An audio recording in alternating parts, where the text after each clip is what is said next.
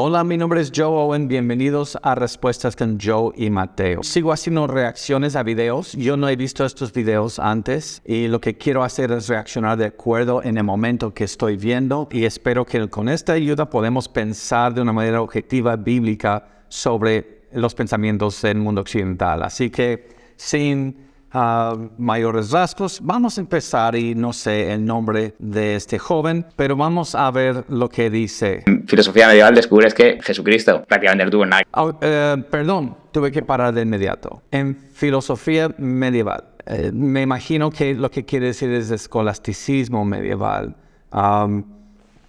Pues... Que ver con el cristianismo, que la religión católica se la inventó San Pablo y luego un poco San Agustín. Ok, él dice que, por ejemplo, me gustaría ver, esto es un poco más difícil porque ustedes han escuchado a alguien que nada más está diciendo como aventando verdades sin decir cuándo ni cómo y se están equivocando. Hay muchos errores en los términos que están usando y pues yo aprendí español como segundo lenguaje, así que van a escuchar muchos errores de mi parte también, pero hay errores de categoría. Errores de categoría es confundir el contexto de un argumento que quieres dar con otro contexto. Y él dice que según la teología medieval, esta teología medieval no es un ser humano, no es una unidad que habla. Pensemos en la teología medieval, en Paul Lombard, Tomás de Aquino, de 3 siglos después. Y yo he tenido la dicha de leer algo de la teología, porque él está hablando de la Iglesia Católica, pero no sé por qué lo llama la filosofía medieval. La filosofía era de los griegos, de hecho, antes de Cristo, en el tiempo de Cristo, que vamos a ver un nuevo interés en la filosofía griega que va a surgir en el tiempo del Renacimiento, en los siglos XIV y XV, cuyo lema era ad fontes, volver a las fuentes y empezar a leer nuevamente, tener ese interés. Pero en el tiempo medieval usaban teología, escolasticismo, etcétera. Así que no sé exactamente cuando él dice según la teología medieval. Es como si yo digo según México esto. Pues ¿quién en México? ¿Estás hablando de la mayoría? ¿Estás hablando de la mayoría de los teólogos? ¿Estás hablando de la mayoría de los políticos, los empresarios? ¿Cuál es el demográfico? ¿Qué demográfico estás usando? No ofrece ninguna fuente, así que es difícil interactuar con esa parte. Porque no sé a qué se refiere con eso. Pero que la Iglesia Católica inventó a Jesús. Lo quiero regresar un poquito para tratar de ver qué acusación específica está levantando en contra de, me imagino, lo que creemos hoy, quién es Jesús. Descubres que Jesucristo prácticamente no tuvo nada que ver con el cristianismo, que la religión católica se la inventó San Pablo y luego un poco San Agustín, que todos los evangelios están escritos 100 años después de la muerte de Cristo en... Que todos los evangelios están escritos 100 años después de Jesús.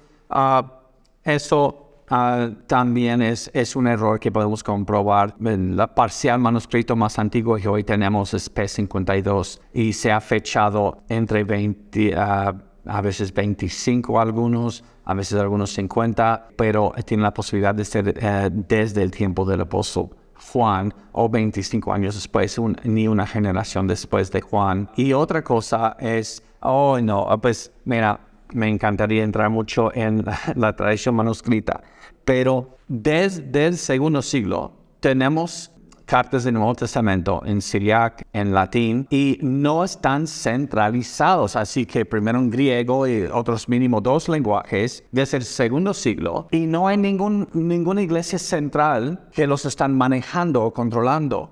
Una carta se escribe, por ejemplo, del apóstol Juan y va aquí y luego es copiado y 2 copias, alguno se queda y quizás 1, 2 o 3 van allá y luego aquí es traducido en latín y van así. Así que ¿cómo es posible? ¿Dónde es el lugar centralizado para inventar algo después? Es como cuando empieza un chisme, ¿no? ¿Cómo ahora puedes detener chisme? Ya se fue medio mundo. Es lo que está diciendo aquí, asumiendo que se puede hacer eso. Eso es lógicamente, en cuanto a probabilidades, imposible hacer. Entonces, que yo quiero saber cómo saber que los evangelios fueron escritos 100 años después de Cristo. Y también, no solamente en el Nuevo Testamento, tenemos el senador romano Tácito, que también fue historiador, escribir acerca de Jesús, de su muerte y sus seguidores, al historiador Josefo, judío,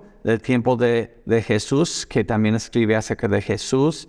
Así que el problema que tiene aquí es que tenemos múltiples fuentes de evidencia y él no ha ofrecido ninguno. ¿Cuál es su autoridad en la filosofía medieval? ¿Qué filosofía medieval? No hay una continuación de grandes escritos de griegos. Yo creo que sí, quiso decir según el escolasticismo de algunos en la iglesia medieval. No sé, me imagino que no nos va a decir. Sigamos. 100 años después de la muerte de Cristo en griego, que dime tú, ¿por qué un apóstol de Jerusalén va a hablar el griego? Ok, eso es otra cosa. A nuestro amigo le quisiera animar a estudiar un poco de la historia y las civilizaciones del mundo y las guerras. Es porque los judíos hablaban griego hasta el tiempo de 586 a.C., el cautiverio babilónico. Eso es entre dos tribus que se llamaban Judá, pero es el tribu de Judá y Benjamín. Y luego las otras 10 tribus del norte. Acuérdense, hay una separación en Israel después de Salomón y tenemos el norte y el sur, y el norte son lo que llaman las 10 tribus perdidas y ellos son llevados al cautiverio en 722 a.C.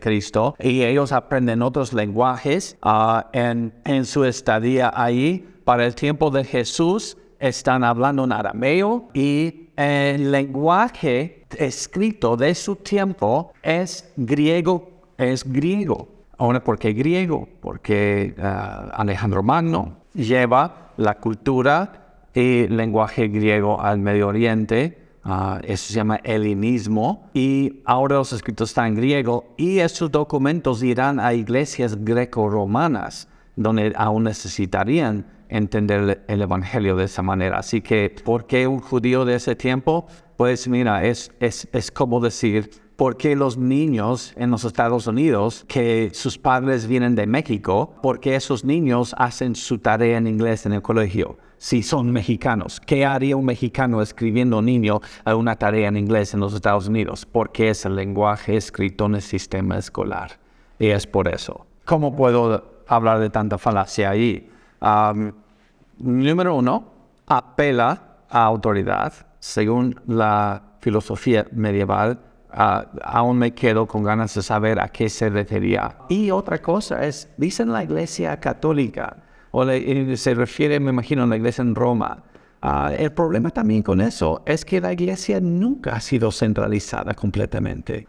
Tenemos iglesias en la India desde el segundo siglo, en partes donde no ha llegado el Imperio Romano, y ellos también tienen sus copias del Nuevo Testamento, hablan del mismo Jesús, es el mismo contenido. Así que cuando estuvieron todos los manuscritos centralizados en Roma para que pudiesen hacer un cambio. Eso sí sucedió con el Corán. El Corán se llaman las revisiones de Uthman, el tercer califato. El califa, él mandó quemar todos los manuscritos porque no coincidían entre los demás líderes, porque no los tenían acceso a ellos, el pueblo, y tenían centralizado él, y él dijo, esto va a ser el manuscrito que usamos. Pero nunca el Nuevo Testamento ha estado en eso, nunca se presentó hasta como un libro con los 19 libros allí hasta siglos después. Ese es el Evangelio de Juan y la Epístola de los 1 de Corintios. Se iban así y copiando. No hay manera de centralizar los manuscritos y cambiarlos. Así que, pues quizás a nuestro amigo le animo a que estudie un poco más sobre esos asuntos, pero que también entienda lo que él comparte viene a partir de un corazón escéptico, un corazón que se goza en burlarse de cosas que él no entiende, que él no ha estudiado. Y es la descripción de un corazón tal como el mío, antes de conocer a Cristo. Y él lo que necesita no es mi burla de él. sino es el Evangelio de Jesucristo. Como pueden ver, lo único que cambia el corazón humano es el Evangelio de nuestro Señor. Pues muchas gracias y los espero para la próxima reacción.